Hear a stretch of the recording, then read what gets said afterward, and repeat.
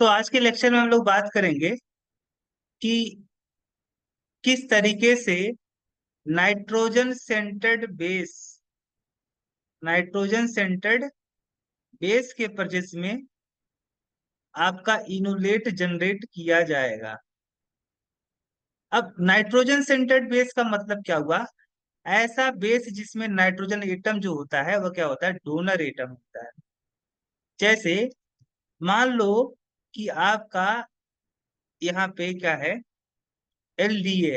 LDA का full form LDA का full form होता है lithium die iso propyl amide.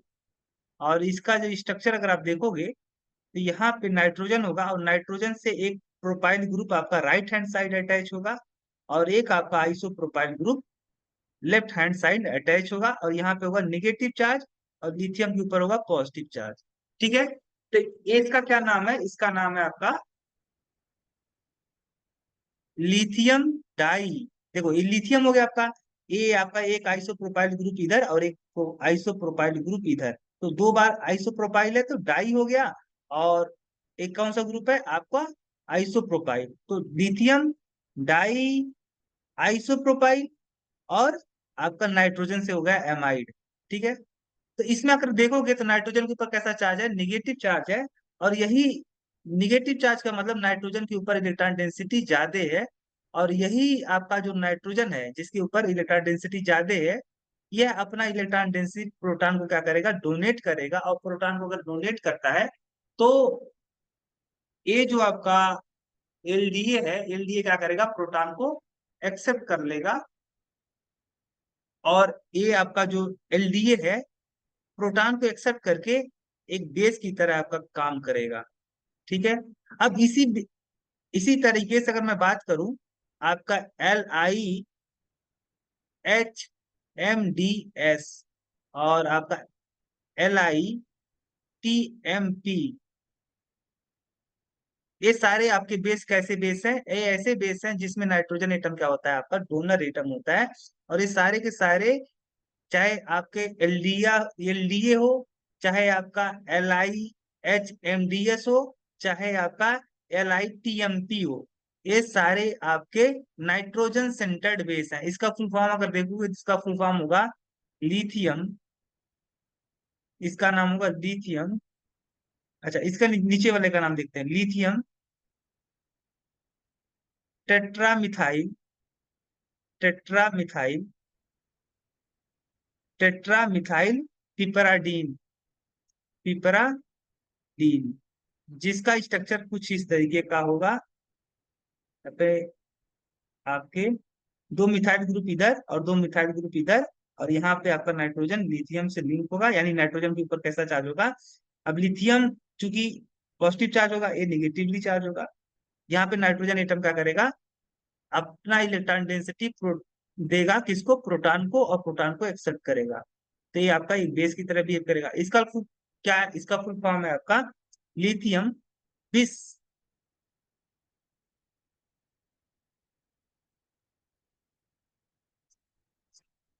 Lithium बिस ट्राई मिथाइल सिलाइल एमाइड। ठीक है, लिथियम बिस ट्राई मिथाइल सिलाइल एमाइड, ये है आपका एक टाइप का नाइट्रोजन सेंटर्ड बेस।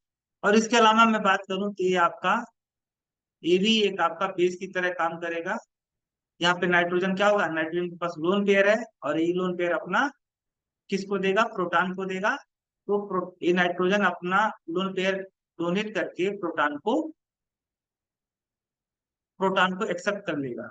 ये आपका जो स्पीसीज होगा एक बेस की तरह काम करेगा, क्योंकि इसने क्या किया है? प्रोटॉन को एक्सेप्ट किया है। तो दो जो species base accept proton are called base. ठीक है, ये आपका नाइट्रोजन सेंटर्ड बेस है। इसके अलावा आपका ए आपका ए भी एक आपका नाइट्रोजन सेंटर्ड बेस है। इसी तरीके से आपका पिरिडीन जो होगा, पिरिडीन में ये नाइट्रोजन के पास में क्या होगा, लोन पेयर, ये अपना लोन पेयर किसी डोनेट करेगा, किसी प्रोटॉन को डोनेट करेगा और प्रोटॉन को एक्सेप्ट कर लेगा।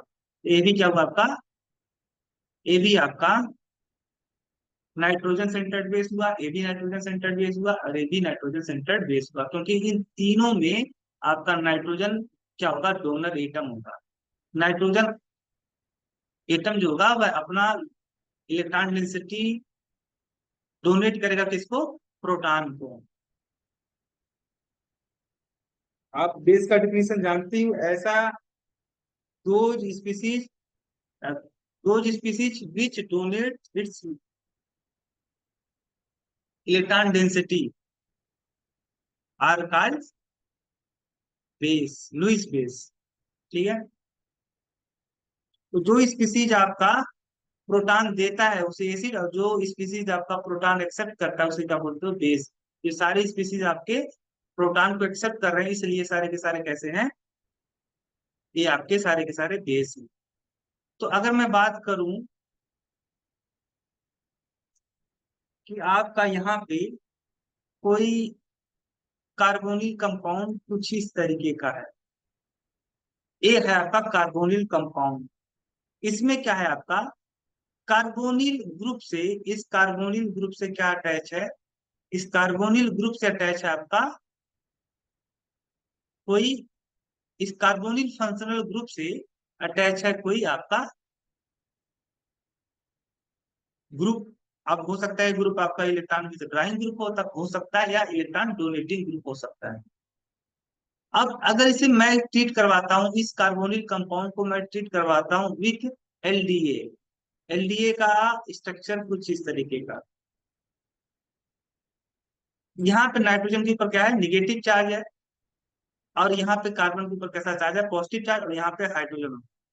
इस क्योंकि नाइट्रोजन के पास में क्या है, इलेक्ट्रॉन डेंसिटी ज्यादा है, in LDA nitrogen has more electron density, और एक ऐसा चार्ज है, निगेटिवली चार्ज है। तो हर एक स्पीसीज आपका कैसा बनना चाहता है, न्यूट्रल बनना चाहता है, और ऊपर से यहाँ पे नाइट्रोजन के ऊपर कैसा चार्ज है, निगेटिव चार्ज है, यानी इलेक्ट्रॉन डेंसिटी ज्यादा है।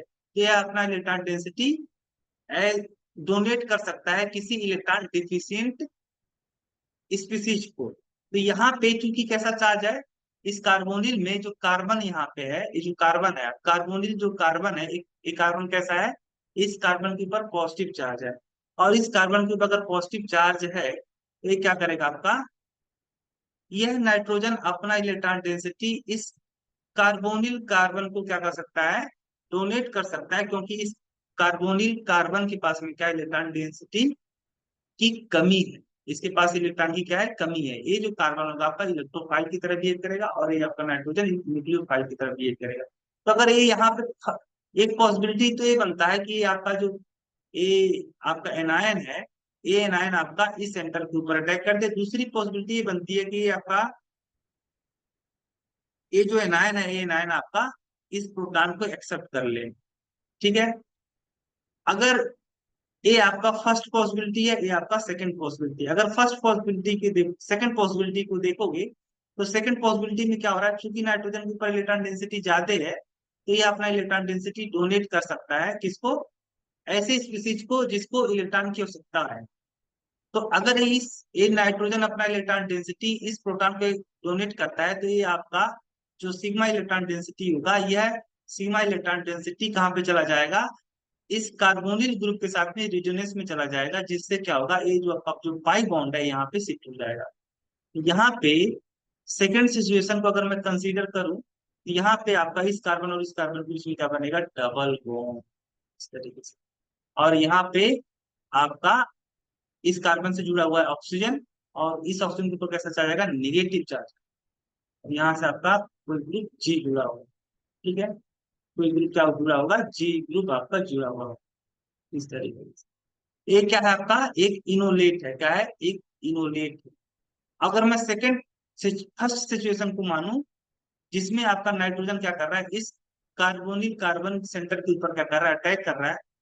तो अगर मैं फर्स्ट सिचुएशन को मानूंगा, तो ये था आपका, तो अगर ये आपका नाइट्रोजन इस सेंटर के ऊपर अटैक करता है, यहाँ से क्या डायरेक्टली लिंक हो जाएगा नाइट्रोजन, और नाइट्रोजन से आपका दो आइसोप्रोपाइल ग्रुप आपके अटैच हो जाएंगे, और यहाँ पे जो ऑक्सीजन होगा, ऑक्सीजन के ऊपर कैसा चार्ज आएगा, निगेटिव चार्ज आएगा। ठीक है। और यहाँ पे लिथियम आपका जो होगा वह आयनिक इंटरेक्शन द्वारा यहाँ पे इस ऑक्सीजन एटम को सराउंड कर लेगा, लिंक कोऑर्डिनेट हो जाएगा। ये जो लिथियम आयन होगा, लिथियम आयन इस ऑक्साइड के साथ में क्या हो जाएगा, कोऑर्डिनेट हो जाएगा। ठीक है, क्या हो जाएगा, कोऑर्डिनेट हो जाएगा। यहाँ पे चिलेशन कर लेगा कौन, lithium ion with oxide ion. ये आपका बंधु, चूंकि इस फर्स्ट वाले सिचुएशन में क्या हुआ है, नाइट्रोजन ने अटैक किया है इस इलेक्ट्रोफिलिक कार्बन सेंटर के ऊपर, और यहाँ पे ए वाला जो आपका एनायन है और ए वाला जो कंपाउंड है, दोनों आपस में लिंक हो गए, जुड़ गए। इसीलिए एक इस टाइप का प्रोडक्ट है आपका एडक्ट प्रोडक्ट है। एडक्ट प्रोडक्ट का मतलब ऐसा प्रोडक्ट जो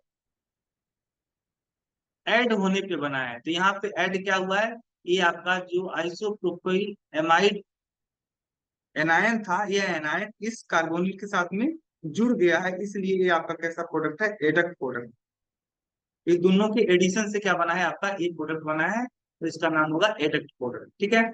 ये है आपका इनोलेट, आपका बना है enolate.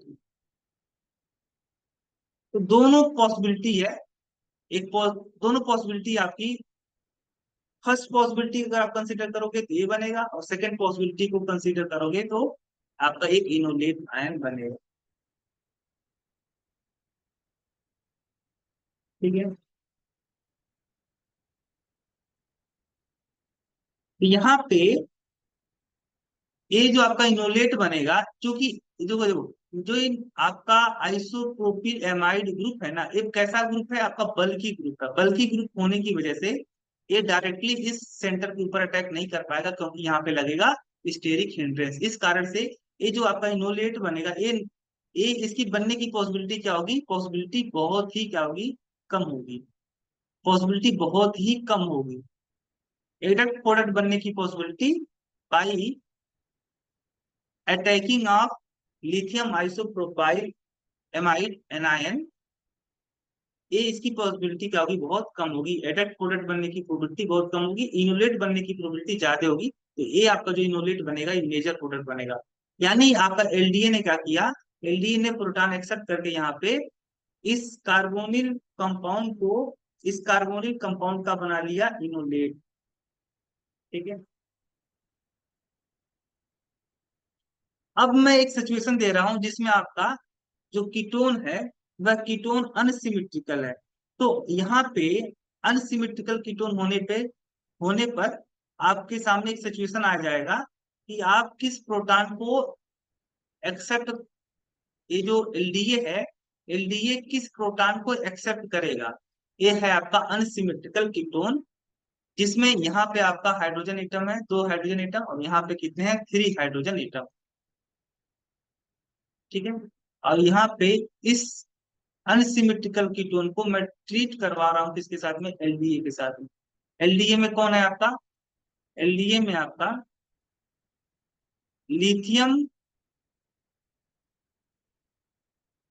Lithium diisopropylamide. तो यहाँ पे जो आपका डाई आइसोप्रोपिल एमाइड जो है एनायन, लिथियम, ये जो आपका डाई आइसोप्रोपिल एमाइड एनायन है, इसमें जो नाइट्रोजन एटम है, ये नाइट्रोजन एटम इस प्रोटॉन को एक्सेप्ट करेगा या इस प्रोटॉन को एक्सेप्ट करेगा। आपके पास दो सिचुएशन आ गया। तो अगर मान लो कि इस वाले प्रोटॉन को एक्सेप्ट करता है ये आपका एलडीए, तो यहाँ पे ए सिग्मा इलेक्ट्रॉन डेंसिटी यहाँ पे रेजोनेंस में जाएगा, और ये वाला पाई बॉन्ड यहाँ पे शिफ्ट हो जाएगा। यहाँ पे कुछ इस तरीके का आपका इनोलेट बनेगा। ठीक है, इस टाइप का इनोलेट बनेगा। और दूसरा सिचुएशन जिसमें आपका एलडीए अगर इस प्रोटॉन को एक्सेप्ट करता है, तो ये सिग्मा इलेक्ट्रॉन डेंसिटी यहाँ पे आपका रेजोनेंस में जाएगा, और कुछ इस तरीके का आपका इनोलेट बनेगा। यहाँ पे इन दोनों कार्बन के बीच में क्या बन जाएगा, डबल बॉन्ड। यहाँ पे निगेटिव चार्ज, और यहाँ पे लिथियम आयन आपका चिलेट कर लेगा। ठीक है। ये आपका लिथियम आयन इस ऑक्साइड आयन के साथ चिलेशन कर लेगा, इस तरीके से। ठीक। अब इन दोनों इनोलेट, ये देखो यहाँ पे एलडीए ने क्या बनाया, दो इनोलेट बनाया। इन दोनों इनोलेट में से कौन सा इनोलेट आपका मेजर प्रोडक्ट होगा?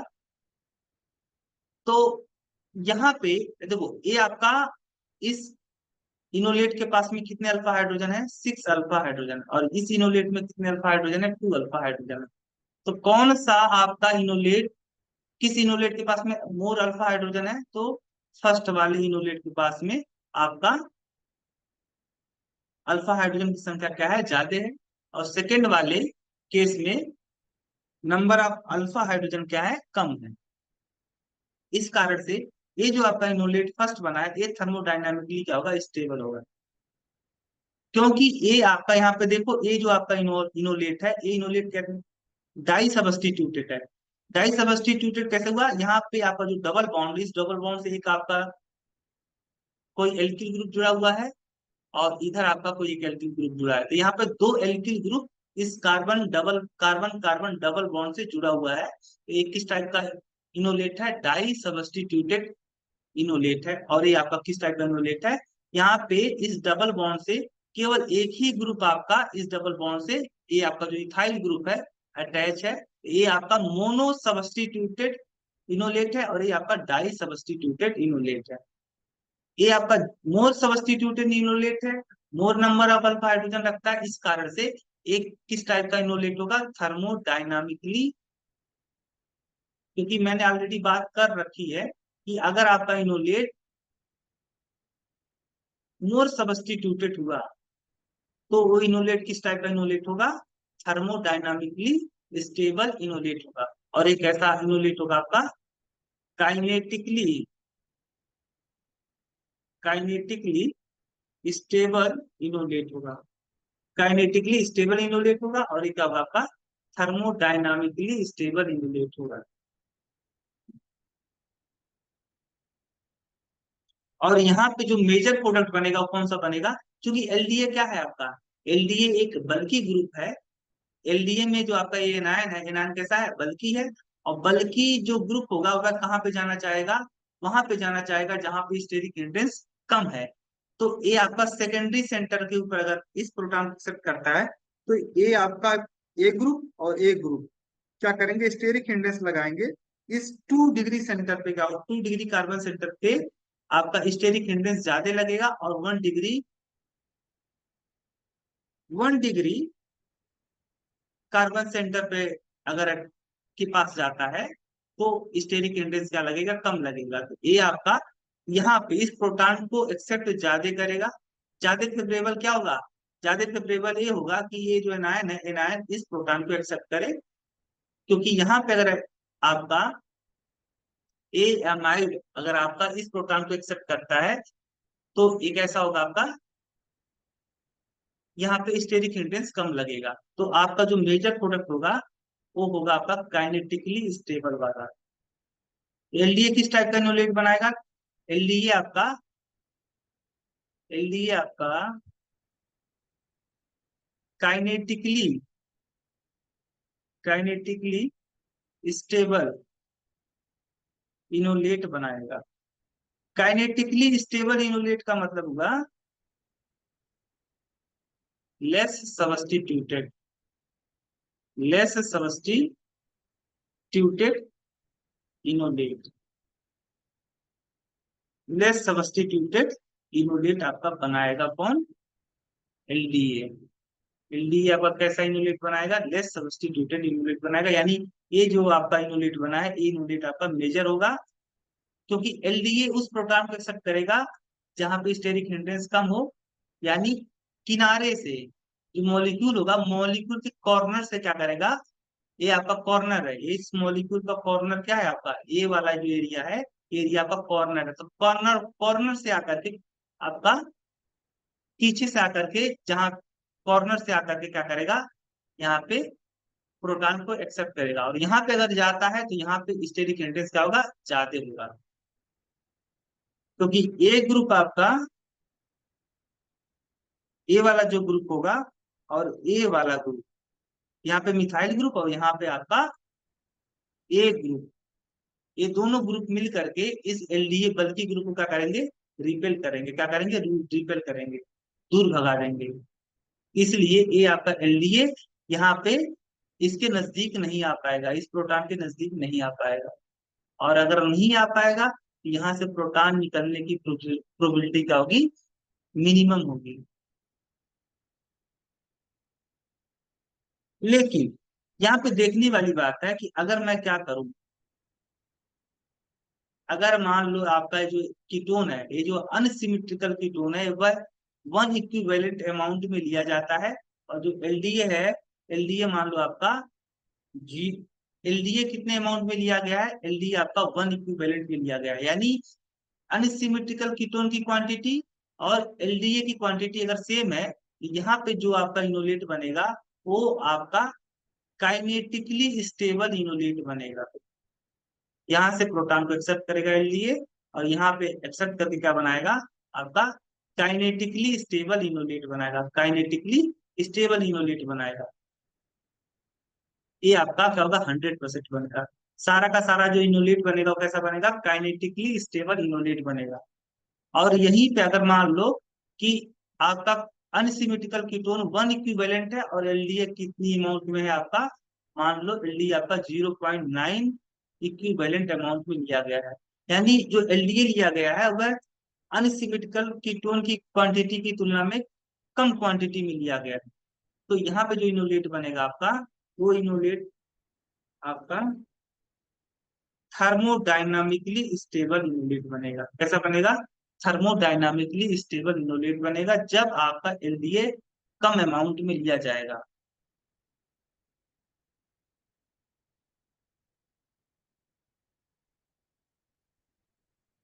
अगर मैं बात करूं कि आपका कोई एक्टिव मिथाइलिन ग्रुप है, कोई एक्टिव मिथाइलिन कंपाउंड,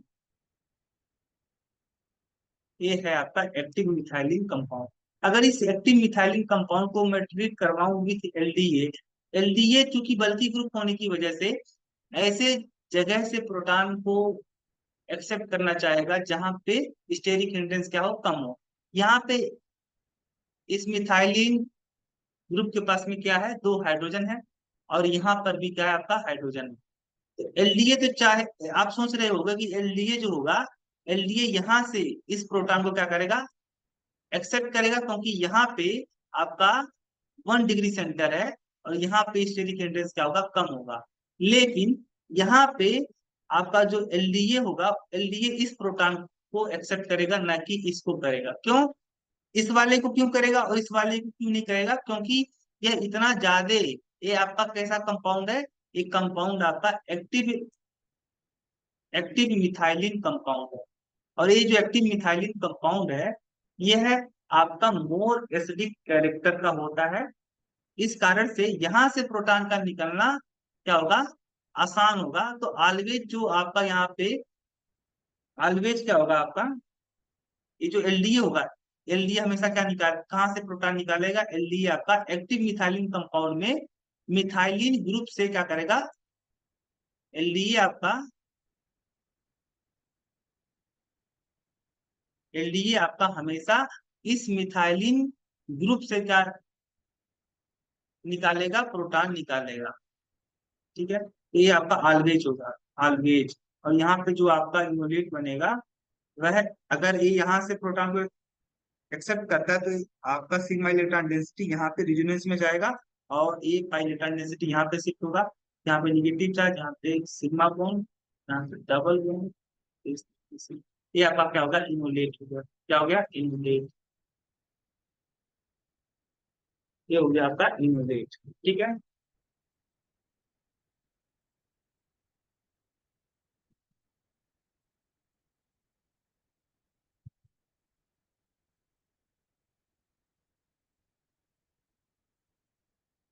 और इसी तरीके से मान लो कोई आपका अनसिमेट्रिकल कीटोन कुछ इस तरीके का है, और यहाँ पे अगर मैं कहूँ कि आपका जो बेस है वो है आपका ट्राई इथाइल एमाइड।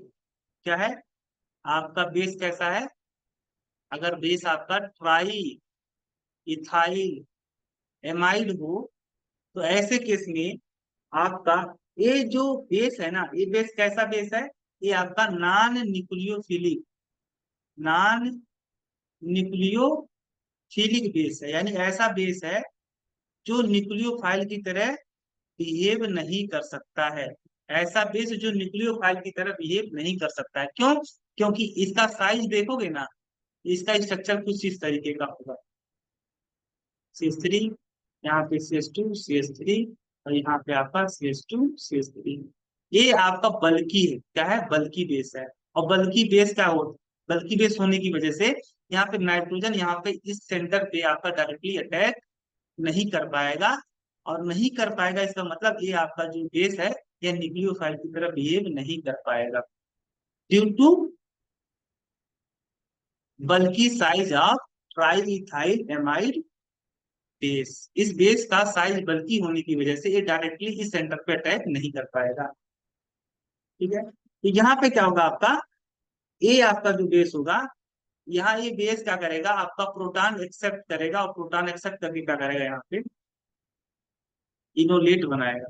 और यहाँ पे जो इनोलेट बनेगा वो किस साइड का इनोलेट बनेगा, अगर यहाँ से प्रोटॉन ए एमाइड आपका, ए आपका बेस इस प्रोटॉन को एक्सेप्ट करता है, तो यहाँ पे ये सिग्मा इलेक्ट्रॉन डेंसिटी यहाँ पे रेजोनेंस में जाएगा, और यहाँ पे एक पाई इलेक्ट्रॉन डेंसिटी इस ऑक्सीजन ग्रुप पर शिफ्ट हो जाएगा। और जो आपका इनोलेट बनेगा वह इस तरीके का बनेगा, इस तरीके से ये आपका इनोलेट बनेगा। एक ऐसा इनोलेट है थर्मोडायनामिकली स्टेबल, थर्मोडायनामिकली स्टेबल। तो यहाँ पे एक बात है, अगर मैं समराइज करूं, समराइज में हमको ये देखने को मिलेगा कि आपका एलडीए किस टाइप का इनोलेट बना रहा था, एलडीए आपका काइनेटिकली स्टेबल बना रहा है। एलडीए आपका काइनेटिकली स्टेबल इनोलेट बनाएगा, kinetically stable enolate. Try ethyl amide किस टाइप का इनोलेट बना रहा है, थर्मोडायनामिकली स्टेबल इनोलेट। और यही एलडीए अगर आपका लेस अमाउंट में लिया जाए तो आपका काइनेटिकली के बजाय क्या बनाएगा, थर्मोडायनामिकली बनाएगा। जब आपका एलडीए लेस अमाउंट में लिया जाए तब की बात है आपका।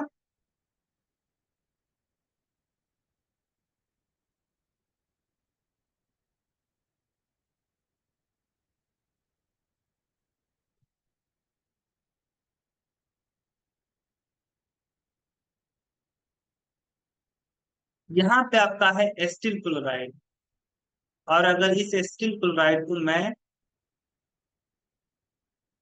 बेसिक मीडियम में क्या करूं, हाइड्रोलाइज कर, बेसिक मीडियम में क्या करूं, हाइड्रोलाइज कर दूं, यानी बेस के साथ में ट्रीट कर दूं, तो ये जो बेस होगा यहाँ पे अटैक करेगा इस सेंटर के ऊपर, एक पाई इलेक्ट्रॉन डेंसिटी यहाँ पे शिफ्ट होगा।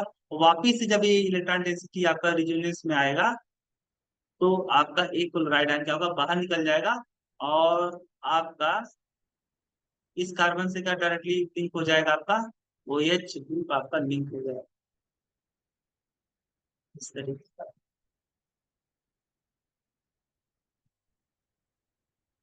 और अगर मान लो आपका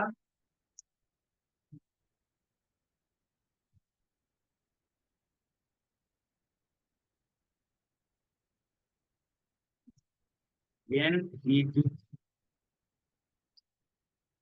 अगर ये क्या करता है आपका, एक ट्राईइथाइलेमाइड बेस अगर इस प्रोटॉन को एक्सेप्ट करता है, क्योंकि ये न्यूक्लियोफाइल की तरह तो बिहेव कर नहीं पाएगा, तो यहाँ पे डायरेक्टली अटैक तो कर नहीं पाएगा, ये बॉन्ड यहाँ पे शिफ्ट होगा, और यहाँ पे आपका पाई इलेक्ट्रॉन डेंसिटी इस ऑक्सीजन के ऊपर शिफ्ट होगा।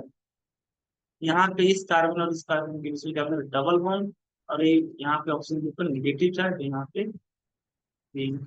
और वापिस से जब ये आपका क्या होगा, रिजोनेंस करेगा, तो यहाँ पे आपका chlorine as a chloride ion leave कर जाएगा, और यहाँ पे जो आपका फाइनल प्रोडक्ट बनेगा तो क्या बनेगा, CH2 double bond carbon double bond oxygen, यहाँ प्लस क्लोराइड आयन। ये आपका क्या हो गया, तब कीटीन।